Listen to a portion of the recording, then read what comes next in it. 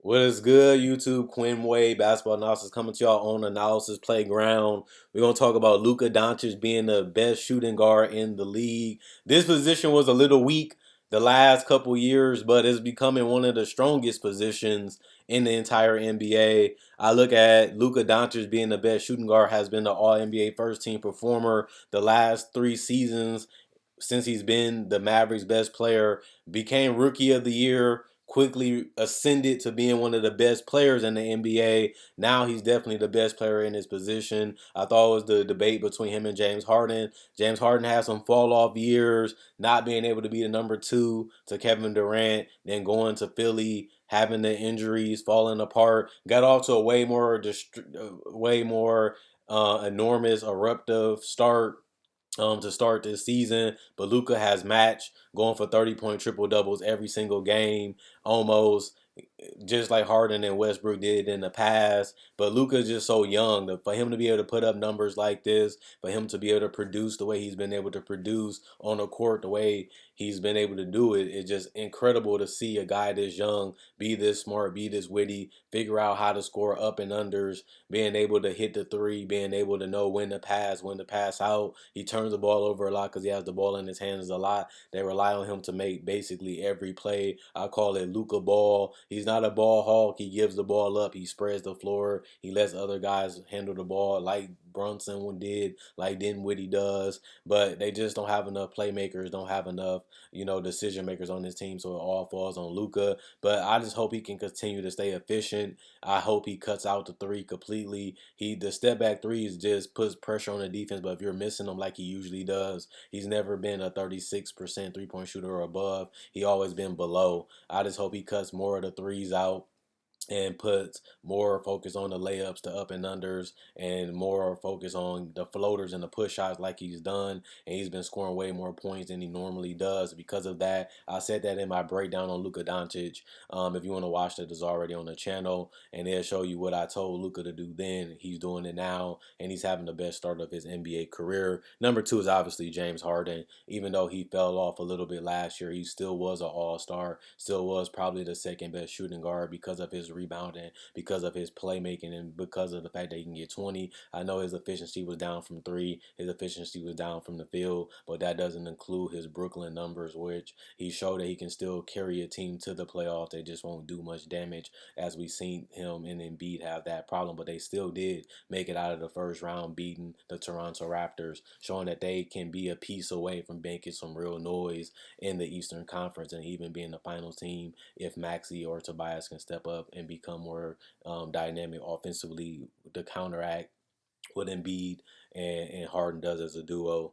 But Devin Booker, I have him third. This guy has continued to improve, making the All NBA first team last year. I really think that he is the real deal, and his breakdown that I did already on my channel shows that if his three is falling, which he shot 38%, he's efficient from mid-range. He can handle the ball. He relies a lot on Chris Paul to be the closer, but we've seen Devin Booker close playoff series and games before. He just needs to up in that role. This is his team. He wears the number one on his jersey from day one, and if he wants to be the number one guy, he has to command the offense, take over games. I know he's not as athletic. I know he's not the scorer that people thought he would be up until this point, but he still is one of the best scorers in this league. He just has spurts where he scores a lot. He just doesn't overwhelm you like he did with the 70-point game, which is still his career high. And if he can explode for 70, he just needs to do it more often. But it's just so hard to do it because it's a Chris Paul-led team. And with Chris Paul on your team, he wants to command the offense and make sure everything's in order and make sure everything doesn't get out of control. And we've seen Devin Booker collapse a lot in the regular season. We also seen them do it in the Dallas Mavericks series, and that really hurt it why he wasn't number two this year. But the season is something that I expect him to be great at. I just want to see him step it up just a little bit more in the regular season. And we have seen James Harden make it to the conference finals twice, one with Chris Paul and one with Dwight Howard. Devin Booker made it once, and that was to the finals, and they lost in the second round this year. And I thought that the Suns should be able to go further, but they ended up coming up short. Number four, I got DeMar DeRozan because he went back to shooting guard this year. I think he's going to play the three, but they have him starting at the two, and they have Zach Lavine starting at the one because Lonzo Ball is going to be out, and they want Alex Caruso to come off the bench. So If Zach Lavine is the two, he would be four.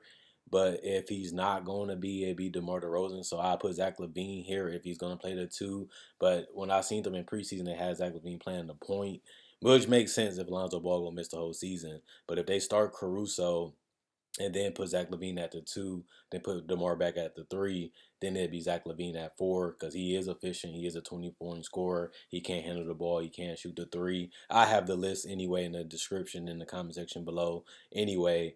But I got Zach Lavine number four, Dejounte number five, can handle the ball, can rebound, can create, had an all-star season in Cleveland, really is a good ball handler and decision maker too for the shooting guard position, can play some point too. He showed that. That's why I think the combination between him and Trae Young will work just because they both already had that experience. He had that experience with DeMar DeRozan before, where DeMar DeRozan did the playmaking and DeJounte played off the ball and on the ball too. So I know for sure it'll work in Atlanta because of that, because he has some similarities. The only difference is Trae Young is more aggressive and he can shoot the three, and he's more willing to shoot the three and more willing to pass than DeMar DeRozan. But then again, DeMar DeRozan is a guard that is more of a scorer than a passer. Then that's the difference between Trae Young and DeMar.